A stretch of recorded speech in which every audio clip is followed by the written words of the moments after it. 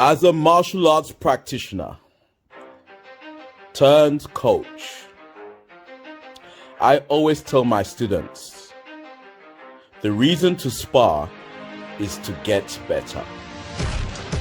But every 3 months, I tell my students to spar to win. Welcome to another Spar to Win. This is event number 2. I am Uncle J, And I am Dr. J.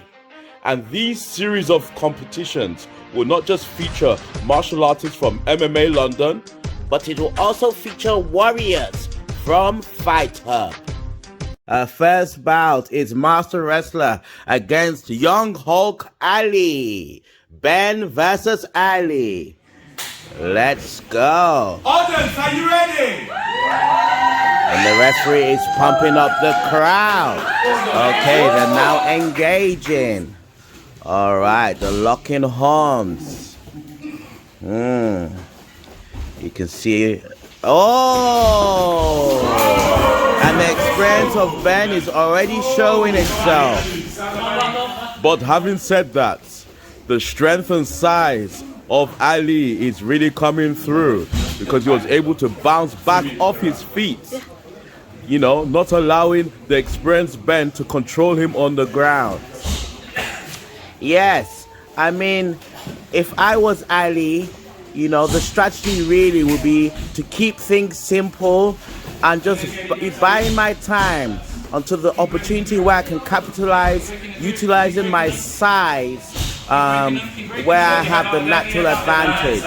Because Ben is clearly the superior grappler here.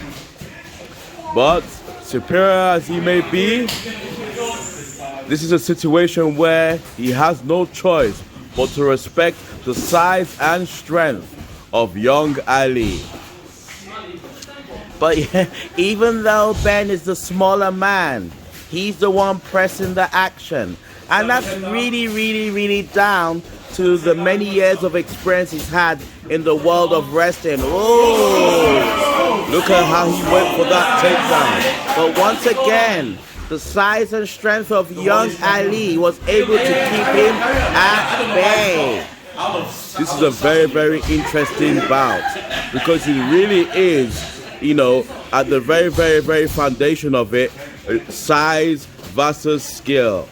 Yes, with Ben being the smaller man, having to tame the Hulk that is young Ali. Look at that. Look at how he lost the grip of that arm. That was going to be Ben's entry point. Again, Ali to me is doing what he needs to do. Keep things simple. This will allow Ali to utilize his size and strength, which he has naturally over Ben. Oh, and that's the end of the first round. Crowd's really into it. Start of the second round. Let's see. I think Ben's gonna really look to press the action because I'm sure he was expecting a lot more of a dominant performance in the first round. Oh! Not only was Ali able to stop Ben's takedown, but he was also able to execute a takedown of his own. And this really ties into that strategy of buying his time until he's able to use his natural size and strength. Oh, very interesting turn of events. But you can see now that Ben's really looking to press the action and impose his skill and will on the young hulking Ali. Oh, hence the double takedown. And now control. Ooh. Yes, Ben's really looking to use his wrestling to control the young Ali because, you know, he's a wrestler and more than a jiu-jitsu practitioner. So he's not going to really be looking for submissions. He's just going to be looking to control Ali, as you can see him doing so from the north-south position. Well, it looks like he's going for a choke. But I don't think he would get it just because of the size of Ali. And Ali is fundamentally is sound. But Ben is still able to control young Ali. And he's got full mounts now. Yes, it seems young Ali is struggling now.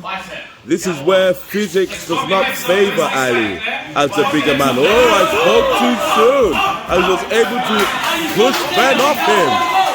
Wow, I really like Ali's approach to this. Again, keeping it simple, allowing his size and strength to work for him, rather than falling into Ben's trap, which is as a result of Ben being the superior grappler.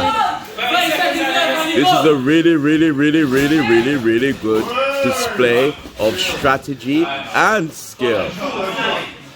Yeah, because Ali knows he's not going to bulldoze through Ben, even though he's the bigger man. 10 seconds left. Let's see whether anything significant can happen in the last few seconds of this round. Winner in a very, very exciting match. Ben! Yep, that's definitely fair. Next bout sees Merlin versus the teenage phenom, Sarah. And we can see Sarah's supporters there in the crowd. Here we go. Okay. Woo. Sarah's starting off with low kicks and jabs. Yeah. Oh, Merlin's trying to push the pace. Oh, Sarah's being elusive. Oh, Merlin was trying to initiate the clinch, but was pushed off by the bigger Sarah. Wardrobe malfunction. Yes, again, Merlin's really trying to push the pace. But Sarah's doing a good job at keeping her at bay with the clinch and knee. Yes, I can see. If you notice, Sarah's base is she does have a taekwondo background, and you can actually see it with the variety of kicks that she throws. Yes, but she has been good kick there. Again, Merlin's trying to really push the pace. But yes, Sarah has been working with her MMA coach, which has rounded up her game, especially in the areas of striking. As you can see, she throws more punches and is actually quite comfortable throwing punches as well as kicks. Yes, which serves her fighting style really well, because now she has a variety of weapons, both long and close range. I think Merlin really does have the right strategy. Trying to close that distance and really rough up the slicker and more poised Sarah. I mean, that is the really classic strategy against a slick/clean striker. Anytime you come across a striker that is more superior than you, one of the strategies you need to utilize is to make it ugly, because if you fight clean, it works in their favor. It just seems that Sarah right now is picking Merlin off. Merlin is having success in spots, but right now it is the Sarah show.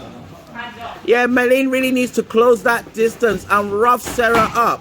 Make it ugly. She needs to make Sarah uncomfortable. Right now, she's giving Sarah too much room to breathe. She needs to rough her up, invade her personal space. Look at all that space Sarah has to think and to unleash her kicks as well as her jab. Yes, but I can see Merlin is trying to close that gap, but it's being kept at bay with, Sarah's 5, kicks and jabs. 4, 3, 2, 1. Oh, that round went quick. That's a testament to how action-packed it was. Oh yes. Again, Merlin is trying to push the pace, make it ugly, as she should. But Sarah is able to fight back in the clinch. She is able to fight. Oh, separation. Now, Merlin needs to jump straight back on Sarah. This is way too much space for Sarah to work. You know, she's too comfortable at this range. Merlin needs to make her uncomfortable. Yes, like that. But the problem is, Sarah is keeping her at bay. And she's actually able to fight in those quote-unquote ugly areas, as well as keep it slick. Yes, and on top of that, physically, her limbs are actually longer than Merlin, which is making it even more difficult for Merlin. Yes, Sarah's getting way too comfortable, which is being shown in the fact that she actually threw an aerial jumping front kick there. Merlin needs to close that distance. Needs to cover up and close that distance. Well, she is trying to do that, as you can see there, but Sarah is returning fire. She's not just lying down for her. Oh, look at that kick. Merlin really needs to close that distance. She needs to make it an ugly fight. There, she was in range. I really don't know why she didn't throw more punches there. It's making me think that those punches that don't seem like much are actually really having a big effect on Merlin, which is why she's hesitating to close the distance as she needs to. Also, Sarah is quite elusive. You see that she moves around and she actually is utilizing the rope-a-dope, even though this is a kickboxing match and there are actually no ropes in said arena. Yes, but she is being elusive and she is being defensively sound. Having said that, there are times she is dropping her hands, which for me is an opportunity for Merlin to land a big shot and make her feel uncomfortable and follow up with a series of barrages. There you go. Merlin needs to close that distance, but no, Sarah is pushing her back with her attack. So a lot is happening here. There's a lot of nuance happening here in the context of Merlin not being able to do that. Yes, you can even see Sarah at one point initiated the clinch there. So Sarah is really comfortable in all areas of the fight. The problem is Merlina has only one way to fight, which is in close. Answer. Winner by decision, Sarah. Definitely a fair decision there. Next fight is Johnny versus the Brawling Yasir. Let's go. Oh, it seems like these two are in fight and flight mode. The referee has had to intervene. This is not a full contact bout, 40%. so he's had to lay down the law. I want control. Yeah, win, but let's have control. Let's go. All right, let's see whether they're gonna calm down now. This is a very interesting bout because Yasir has a lot of reach over Johnny. So Johnny really needs to get in close to utilize his attacks. As you can see, at the moment, Yasir is able to, touch Johnny with his punches, without being anywhere near Johnny's ranges. Yes, if I was Yasir, I would really be looking to keep Johnny at the end of my punches and kicks. Yes, not allowing Johnny to get in close. You know, if I was Yasir, I would again keep things simple. You don't want the dynamic Johnny to get in close. Yes, and Yasir seems to be using his size and length to give Johnny difficulties. But Johnny is still finding his way in there with some attacks, you know. I still think they're in a bit of a fight or flight mode, even though they're super aware of the referee, which is why they're not going crazy at the moment. Oh, Yasser's really trying to use that length there. Yes, and Johnny's using those low kicks. Oh, Johnny's getting in there. Yasser needs to keep Johnny at bay with his length. So he needs to be using the attacks like jabs, teeps, side kicks, and things like that. Right now, Yasser is only utilizing roundhouse kicks, low roundhouse kicks, which is why Johnny is able to close that distance. On top of that, Johnny is being quite elusive. You know? 20 seconds. And it also seems like Johnny seems pretty comfortable. Oh, but he paid for it there. Yeah, that's right. I was going to say Johnny seems pretty comfortable going into Yasser's area, but it seems like Yasser is definitely giving him things to think about. 3, 2, 1. A little strike on the bell there. Round 2.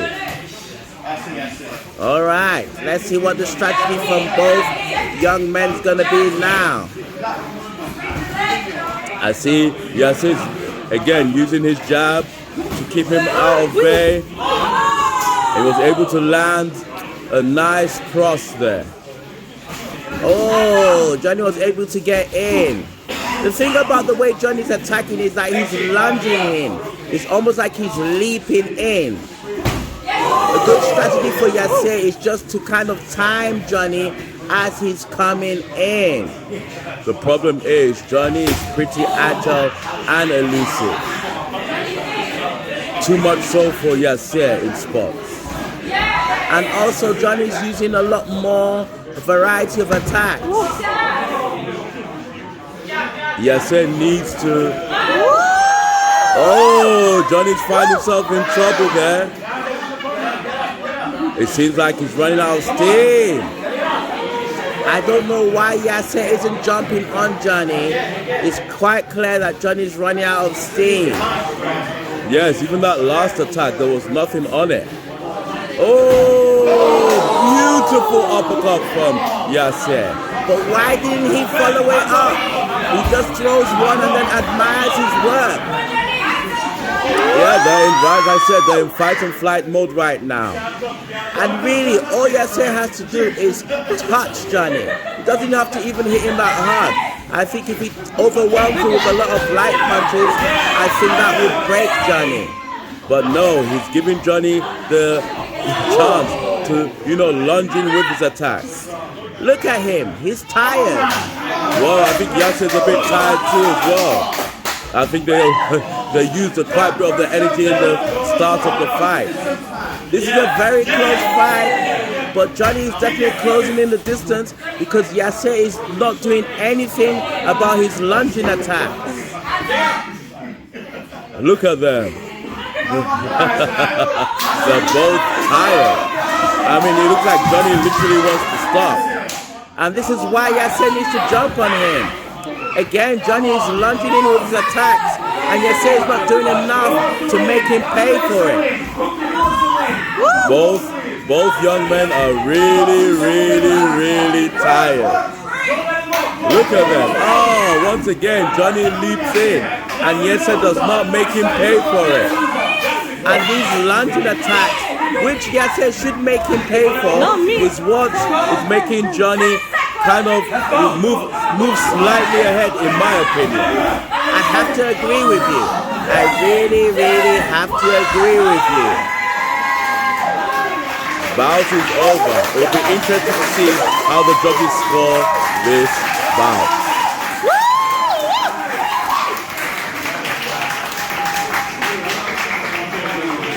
By split decision, Johnny! I do agree with that. Next bout is Paps versus...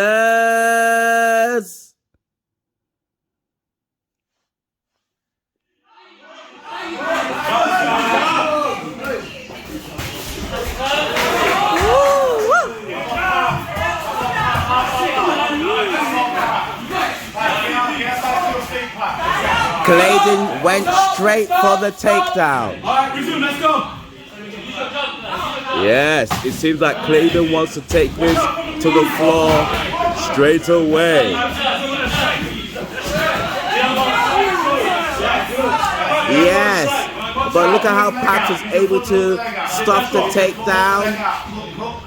It really appears as if Clayton doesn't want to strike with Pat.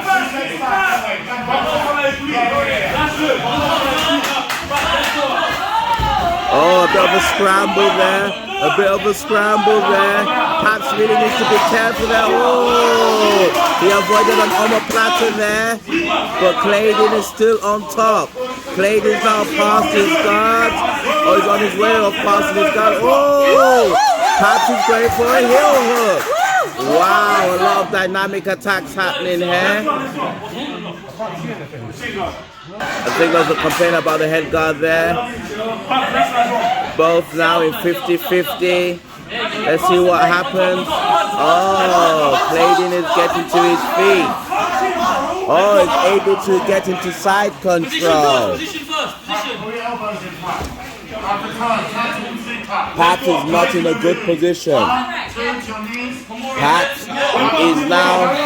Oh! Clayton now has Pat's back. And he's doing the right thing. He's throwing those punches.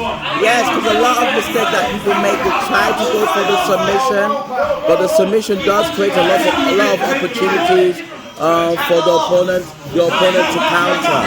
That's why you can't really go wrong with ground and pound. Yes, Clayton right now is in the more dominant position and is now going for an armbar. Let's see whether he's able to get this armbar. Is Pat able to get out of this? Is Pat able to get out of this? Only time will tell. 30 seconds. Only time will, yes. Clayton is throwing down those hammer fists to really distract Pat from defending that armbar. But Clayton's not able. Oh, he's close. It's close. Oh, that's right. Oh, and Pat has been able to get to his feet. Pat has been able to get to his feet. Oh, and initiate ground and pound of his own. That's the end of the round. Second round. Let's see what happens here. Yes, Pop starting with some leg attack. Nice kick. But you can see, oh, a knee and a punch combo there. But you can see Clayton's trying to close that distance to initiate the takedown. Oh, but he's throwing kicks of his own. You know what would serve Pat well in this situation is to use more angles, lateral movement rather than going back. Because this is giving Clayton the opportunity to really effectively take the fight to the ground or at least initiate grappling, even on the feet. See, Pat is just standing in front of him. Oh, Pat went in there with a little backward reverse takedown there. Clayton's got his attack, his legs. But Pat is, responding well and initiating a scramble, as well as executing some ground and pound of his own. This is not bad from Pat. This is not, able to get the, good response from Clayton there. Oh, and now he's in side control. He's past Pop's guard. Pop's made a huge error there. There was he had plenty of room to get to his feet, but for whatever reason, he chose to stay on the ground. Yes, hesitation. Fight situations, you hesitate for 2 seconds and it costs you. And this is what we're seeing in regards to Pat in this matchup. That's right, I like what Clayton is doing here. He's just keeping it simple, staying in north-south and executing ground and pound on Pat's body. That's right. And now he's going for a submission. Let's see whether he gets it. I mean, what Clayton really needs to do is take his time and get the position. Right now, you can tell that he's rushing it. He's really rushing it. And that's what's really been giving him problems in terms of, really getting to the finish line as far as his submission is concerned. Yep, once again, Paps has been able to get out of the arm bar and to get on top. Paps is doing the right thing by getting to his feet, but now he needs to use angles and not just stand in front of him. Good kick from Paps. Yes, it's a good kick, but he's still just standing in front of Clayton. Look. Oh, okay. There's an angle there. Yes, but even more so. I think he needs to move around more assertively. I think Clayton is really pushing the action, which is able. Oh, a time.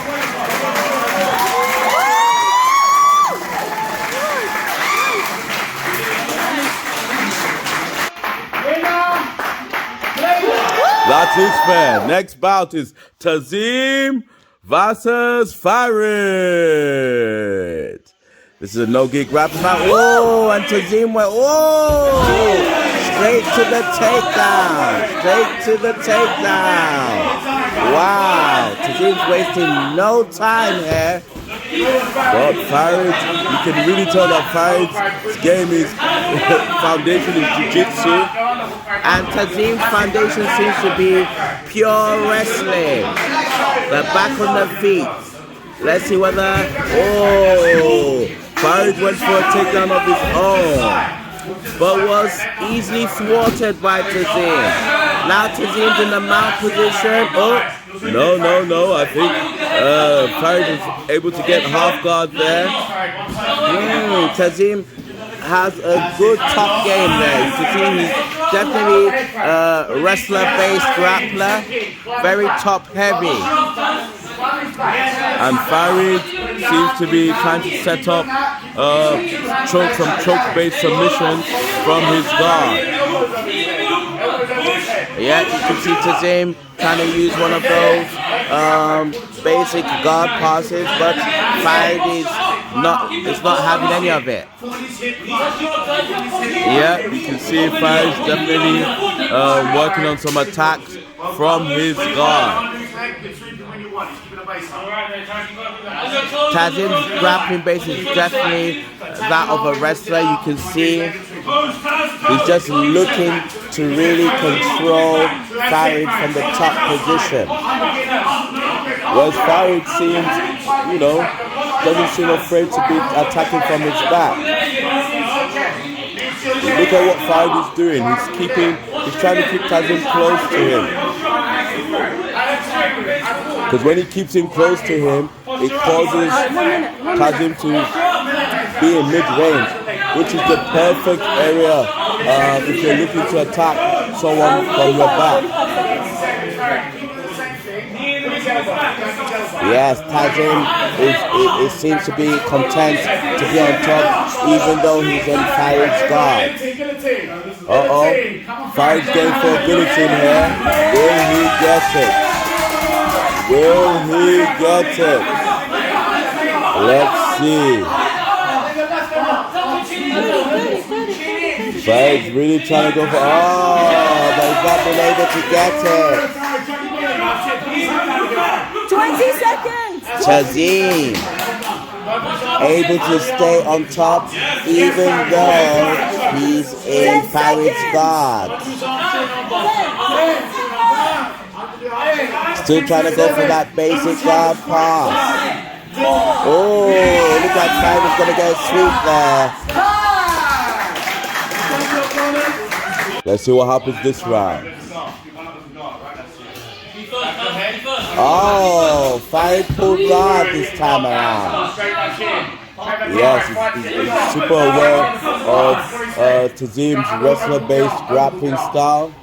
So he wants to pull him into the world of submission grappling. That's his jiu-jitsu. I mean, I don't know whether this is the best strategy. You know, seeing as Tazim is a wrestler-based grappler, I think the best strategy would be to actually put him on his back. Oh! Tazim was able to get a decent takedown there, but he has fallen into a potential submission of Farid. He seems to be trapped in a guillotine choke. He was able to pop his head out. I mean, the thing is, Tazim is comfortable being on top. Based on what I've seen so far, it's going to be hard for Farid to submit Tazim off of his back. If I was Farid, I'd be looking to get a sweep and really put Tazim on his back, which is easier said than done. Again, Tazim is very comfortable being in a top position, even if he's in Farid's guard. I think this Farid's guard is just not active enough to keep the likes of Tazim at bay. This is a big issue because Tazim is really putting ahead on points. Yes, I think Farid really needs to engage Tazim in the wrestling area. Oh! And Tazim, not only was he able to take it down, but he was able to guard past Farid's guard for a moment. So Farid's back on his feet. This will be interesting. Can Tazim get another beautiful takedown, or will Farid get something? He needs to engage Tazim's wrestling intelligently. Is it like he's going for an attack there? Oh! But Tazim was able to get another beautiful takedown and pass Farid's guard. 10 seconds! Oh, I don't think Farid has enough time to do anything substantial.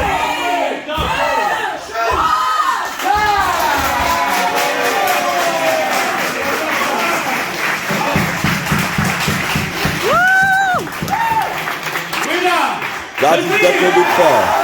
Next bout is Cameron versus Ole. This is an interesting match. Oh, I think Cameron's trying to kick, but Ole's having none of it. Cameron's trying to press the action, but Ole is nice and calm. Oh!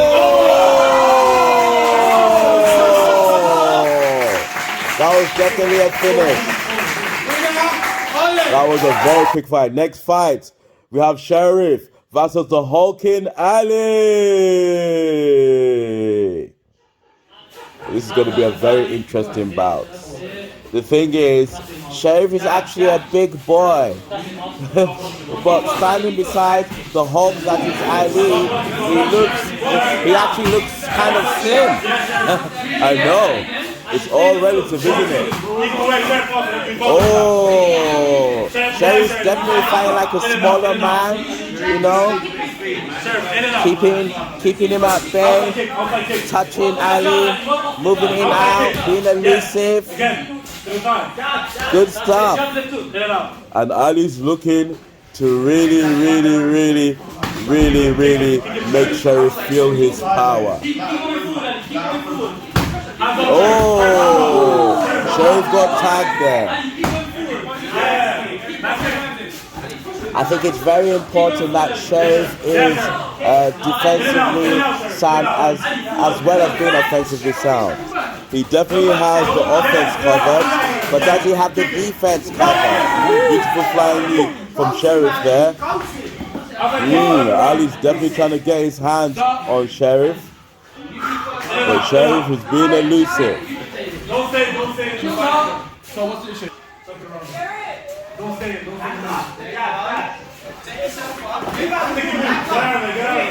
Oh, you can see the power of Ali coming through. But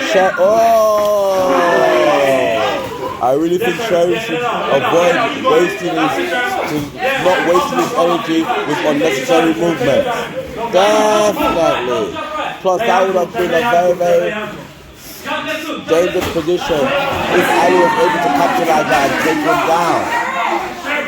You can definitely see that Ali's trying to take Sherry down with his power, but Sherry is able to pick him apart by moving around him and pot-shotting him.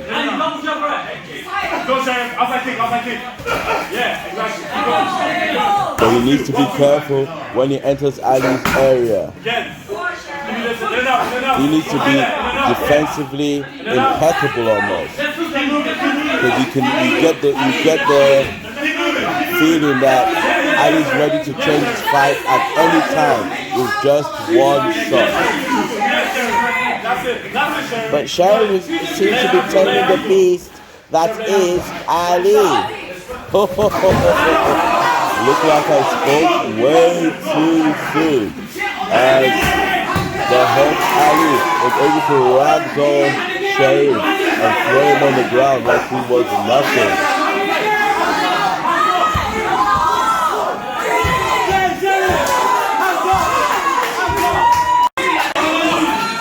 Second round. Oh, Ali's pushing that pace. Pushing that. Oh, it's injured. Oh. Referee stopping the fight. Winner by TKO. Now we have Nathan versus Lloyd. Both these young men are at the beginning of their jiu-jitsu journey. Both relative beginners. And it really shows. You can see that both are pretty tense. Not as smooth as we've seen earlier on in these series of competitions. It'll be interesting to see the tactics they use. Oh, Nathan's getting, oh, that was a nice combination of grabbing the neck as well as tripping. Let go of that potential choke there to really focus on position, which is the best thing to do when you have limited grappling experience. And just as a grappler in general, position before submission. Oh, talking about submission, Nathan attempted to go for an Americana there. Yeah, really focusing on getting past Oleg's guard, which he's able to do. Is now in the north-south position. I really like the way that Nathan's really focused on controlling his opponent. Not doing anything stupid, but really focused on controlling his opponent.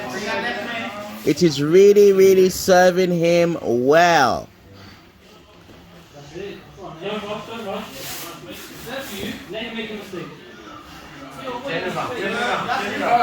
Let's see whether Lloyd is able to get out underneath Nathan.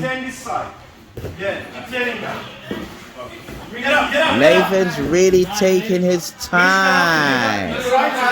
It's funny as how I've identified him as a beginner, but he's really taking his time, which is what you really want to do as a grappler, especially when you've got the top position. A lot of grapplers make the mistake of thinking that they have to do something, unnecessary. Well, it seems like he's taking his back now. Let's see whether Nathan will be able to capitalize on that. I like how he recognized that, he wasn't in the best of positions when he was behind Lloyd, and instead just went for the mount position. For someone that is at the start of his journey, as far as jiu-jitsu is concerned, Nathan is making a lot of good choices. Lloyd, on the other hand, seems lost underneath Nathan. 4, 3, 2, Second round. Let's see what transpires. Lloyd's initiating, trying to go for a takedown there. But Nathan effortlessly counters and gets into a more dominant position. You can see Nathan is already on his way to passing Lloyd's guard. In fact, in a way, he kind of has passed his guard, really, but he's really trying to get a more dominant position.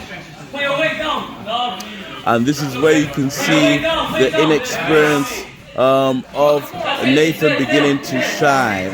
Well, he has passed the guard, and Lloyd is not really doing much. Let's trap that arm if you can as well. But it's just a case of, and he's able to get the mount position.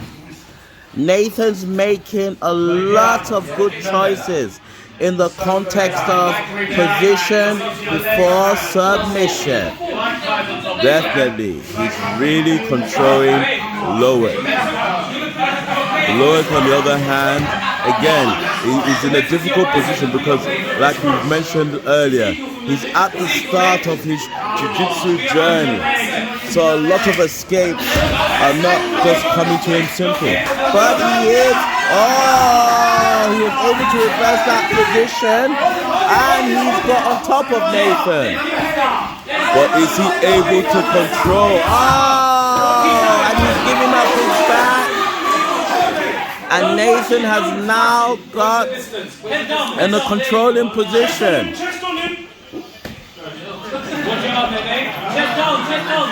And we talked about the mistake of rushing your position, which is exactly what Lloyd did. He was in a good position, but he rushed. And as a result, he lost that position. Sometimes less is more. And Nathan's going for the armbar. Referee's coming in close just to make sure people are not injured. Nathan threw away his mouth guard. But Lloyd's got a top position. You see there, if I was Lloyd, I'll stay in his stay on top. Even if you're in his guard, stay on top and look to control there. Take your time there. Don't rush. Just get a nice position and build from there. Again, it's falling into that formula. Position before submission, because when you rush, you end up falling into traps of your opponent or even creating traps for yourself. They're in a bit of a 50-50 position. Both men going for submissions. Very interesting. See whether they can get submissions before the round ends, and no. Definitely fair. Next matchup is Rizwan versus Odyfe. Rizwan wasting no time going for that takedown. But Odyfe is so explosive. So explosive, as you can see in his movement. Ready to use his athleticism and strength at a moment's notice. Which is serving him well, because Rizwan came out of the gate swinging in the context of grappling. So Odafe's natural athleticism and explosiveness really is serving him well in this bout.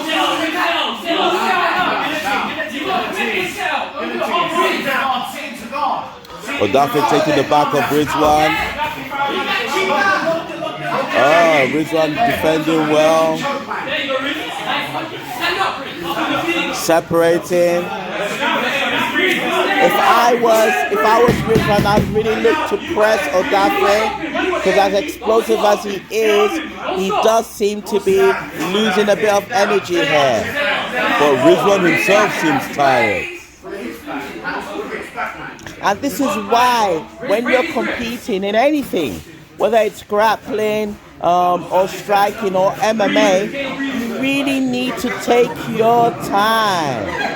You really need to take your time because, you know, the extra air of competition already puts a lot more wear and tear on the body in terms of use of energy. And we're seeing it in this bout, where after just a few minutes, both men who are clearly fit are already beginning to get tired. Odyfe seems to be controlling the head of Rizwan. Now getting behind Rizwan. Rizwan seems to be defending.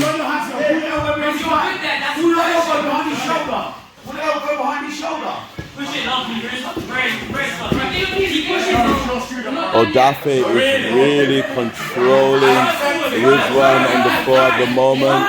30 seconds. Rizwan does not have a real answer for stopping Odafe's ability to control him.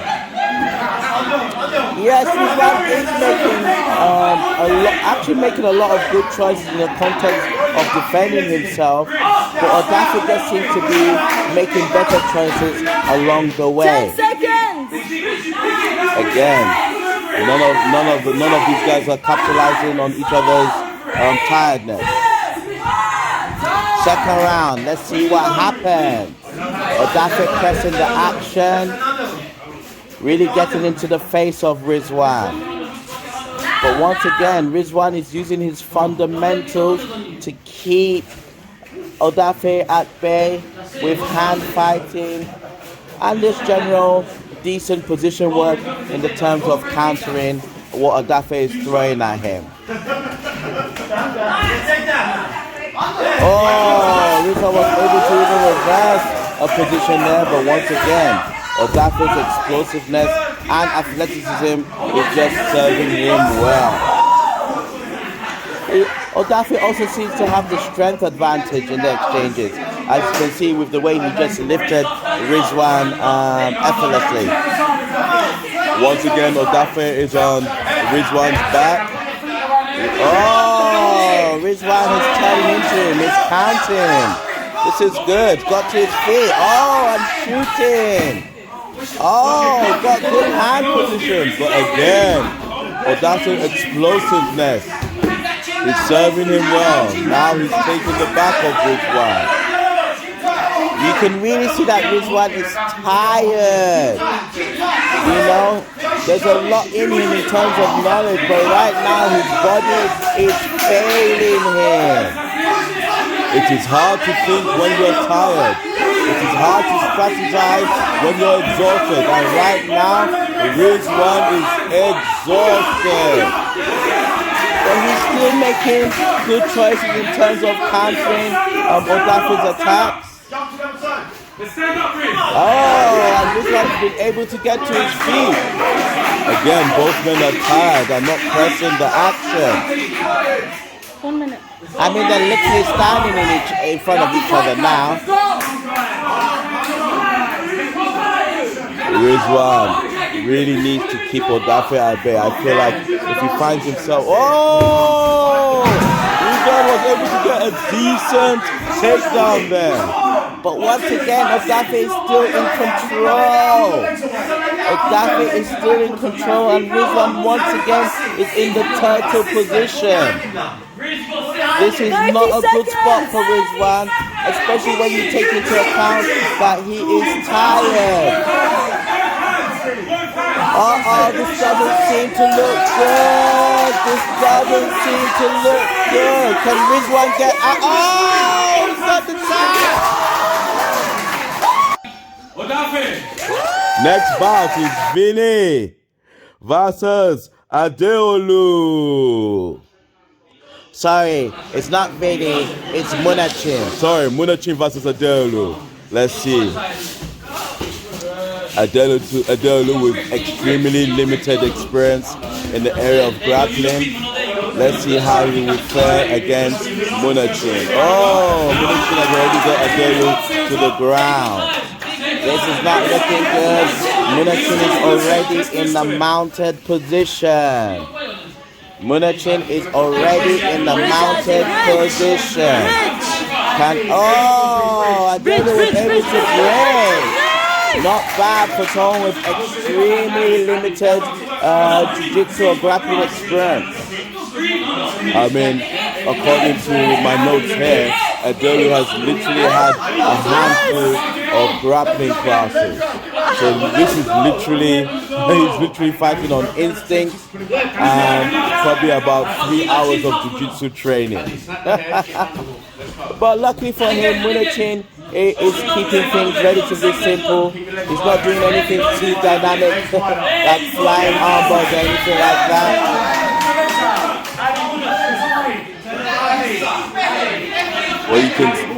Adela's limited grappling experience is definitely shining through.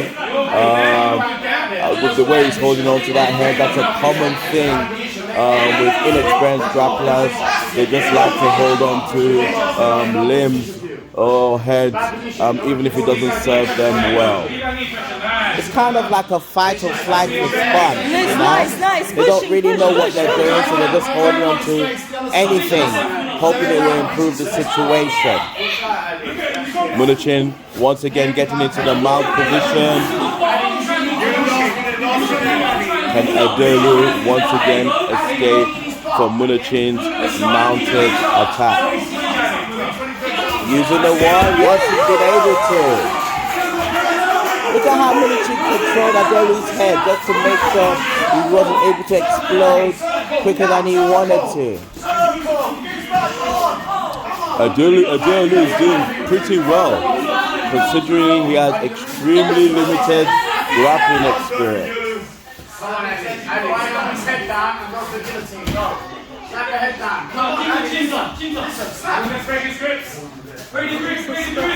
Munachin is really just staying in Adela's face. I think he's looking for an opportunistic base takedown.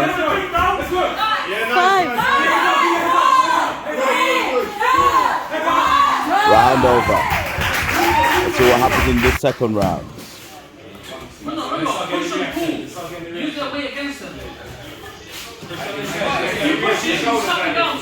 Munachin finish. Oh! Beautiful entry. Beautiful entry by Munachin.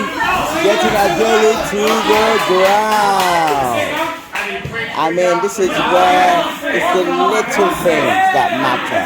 The little things. And the problem is when you just have a handful of jiu-jitsu classes or training, you're missing a lot of little things, which when added up creates big problems.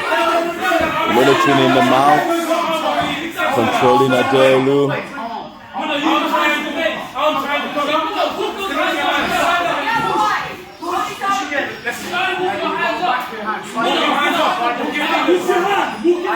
Munachin just seems to be content in the mount position, controlling Adela.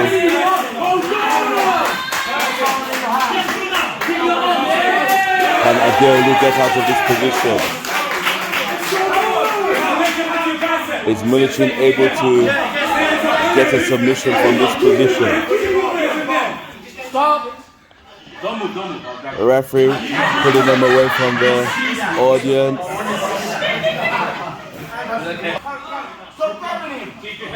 Is Merlin gonna get a submission over Adela? He seems to have pretty good control over Adela. That's it. Now bring someone to the back. Come on. Stop grabbing your hands. You can hear Adela's corner getting frustrated there.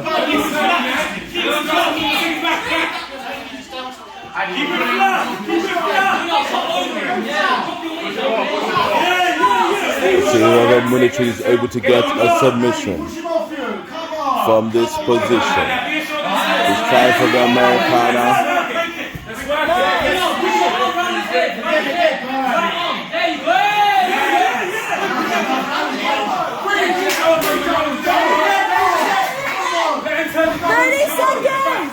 Munachin has his mounted position for a while now. but hasn't been able to finish. Oh, and now Adela has gotten out. This is an interesting turn of events. Will Adela be able to capitalize and get into his feet? Oh! I don't know whether that was wise for Adela to let Merlin up on his feet. Oh, and the fight is over. Yeah, that is definitely fair. Now we have Amin versus Vinnie. Let's go. All right. This is an interesting bout. Both young men have a wrestling-based grappling style. This will be very interesting.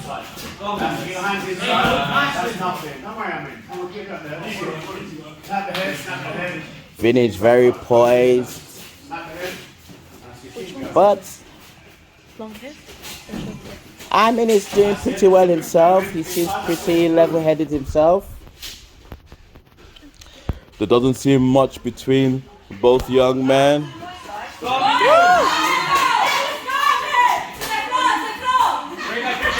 There's a lot of hand fighting. Oh! He was going for the fireman throw there, but Vinnie was able to thwart it.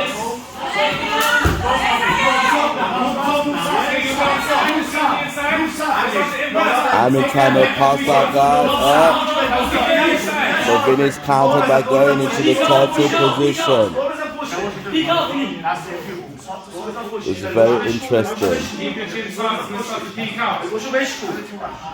Very, very, very interesting.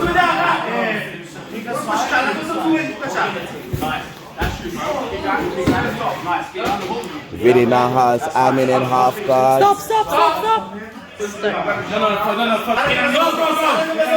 Let's see what Vinnie can do with this half guard.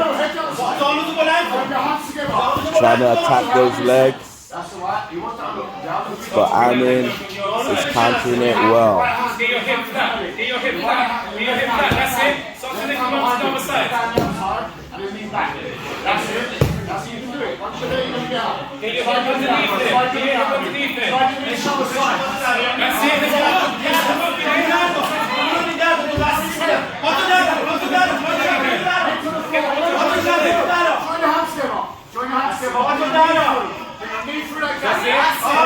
Amin is positioning himself well on Vinnie. But, there's a submission there. Americana. Amin got Vinnie in an Americana. 30 seconds. Oh, what happened there? Has been declared a draw. Next bout, Elvis versus Arjun. This for me is the main event. Let's go. Kickboxing match. Elvis going straight with those low kicks. Wasting no time. Oh, good counter from Arjun. Oh. So what we have is Elvis is trying to pour the pressure on Arjun, but Arjun seems to be countering well. I'm loving those low kicks from Elvis. But Arjun, good clinch. But Arjun has been able to close the distance with punches. But Elvis is really taking this fight to the street.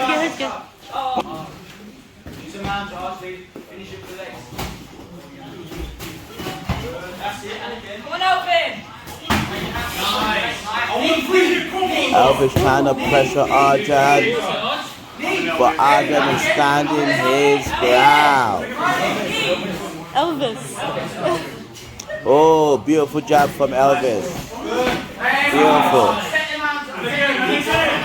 Nice combination. Nice counter from Arjun. Nice one from Arjun. It seems like Arjun is beginning to find his groove now. I mean, it was kind of a 50-50 start, but Arjun definitely seems to be, having more and more moments. Yes, because it seems like Elvis is trying to overwhelm Arjun, but Arjun is successfully standing his ground and countering Elvis. The problem with Elvis is he's not throwing enough straight attacks, and Arjun is throwing punches to the body as well as the head. And those body shots are definitely paying dividends. 30 seconds. Yeah, those body shots definitely take a lot out. Yeah, you can see that Elvis' output is becoming lower and lower. Oh. But he's still having moments where he's throwing quite a bit of attacks out. Let's go second round. Let's see how this goes. Oh. Arjun is having a lot more success in the second round. It's very interesting now. Oh. And if you notice, the big reason why Arjun is having a lot of success is he throws a lot more straight punches than Elvis. You know the saying, the quickest distance between 2 points is a straight line. And Elvis does like to throw more hooks than straight punches. I thought he was able to get the sweep there.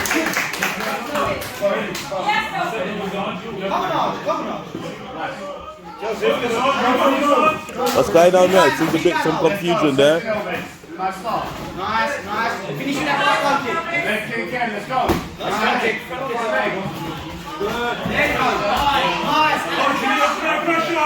Something I've also noticed is Arjun is very deliberate with his attack, while Elvis seems to be swinging a bit.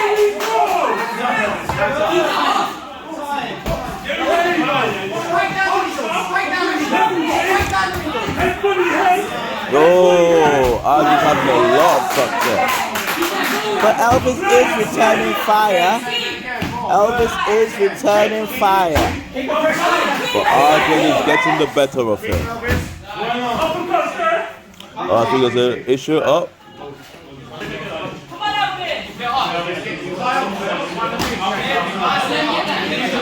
Yes, those low kicks are serving Elvis well.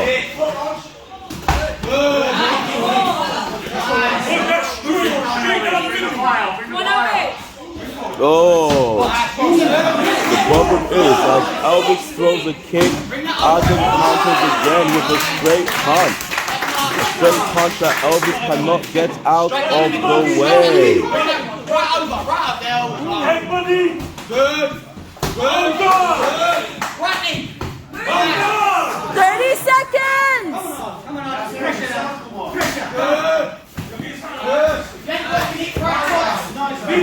Switch your back. Take him back. No time to get back.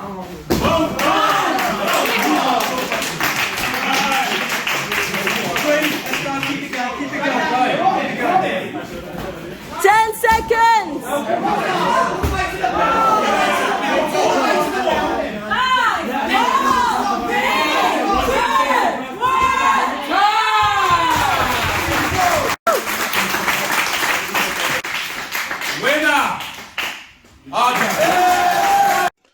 And that concludes a great afternoon of fantastic martial arts competition.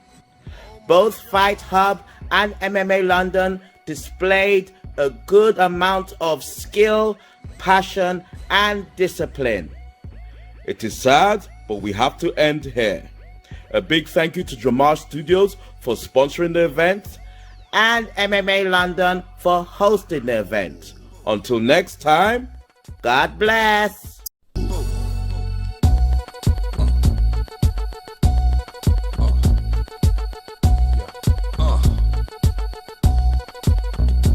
Microphone checker, swinging sword lecture, closing down the sector, supreme neck protector. Better want him, kid, Mr. Mepsa. Ballin' pop, about to blow his lid from the pressure. Too hot for TV, for cheesy. Too many wanna be hard, be easy. It's all in together, going all out together. It don't take much to please me. Still, homes are never satisfied like the Stones. We don't condone writing, see them selling crossbones. Protecting what I'm writing, don't clash with the Titan who blast with a license to kill rap recitants. Come on, in the zone with your from the group home to Cal. Your lifestyle, put your lights out, get this shit to crackin', got you feeling with your pipes out. Time for some action, surfing the avenue, mad at you, where I used to battle cruise. Back when Antoinette had that attitude. Cover me, I'm going in, walls closing in, got us busting off these. My got issues again. Same song, armed with the mega bomb. Blow you out the frame, then I'm gone. Yo, I was going too, but we roam. Cellular phones, doc meth, back in the flesh, blood and bones, don't condone. Spin bank loans and homegrown. Suckers break like turbo and ozone. When I grab the broom, moonwalk, platoon hawk, my goons bark, leave you in the blue lagoon lost. True, B9s in the glove with Masood, D9 in the glove.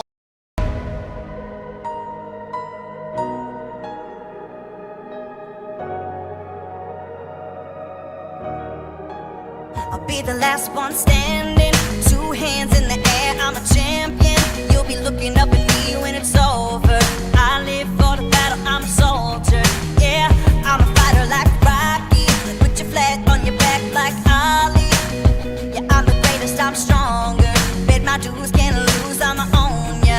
Hey, I've been working my whole life, and now it's too.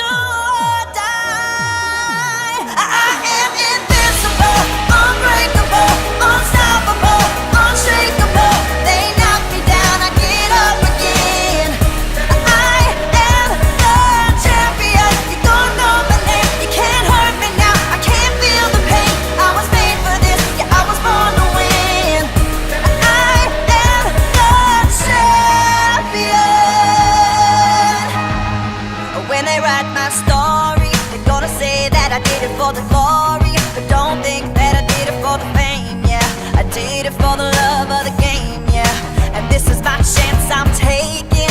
All them old records I'm breaking. All you people watching on the TV, you go ahead and put your bets on me. Hey, I've been waiting my whole life to see my name in lights. Unbreakable, unstoppable, unshakable. They knock me down, I get up again. I am the champion. You don't know my name, you can't hurt me now. I can't feel the pain. I was made for this, yeah, I was born to win. I am the champion.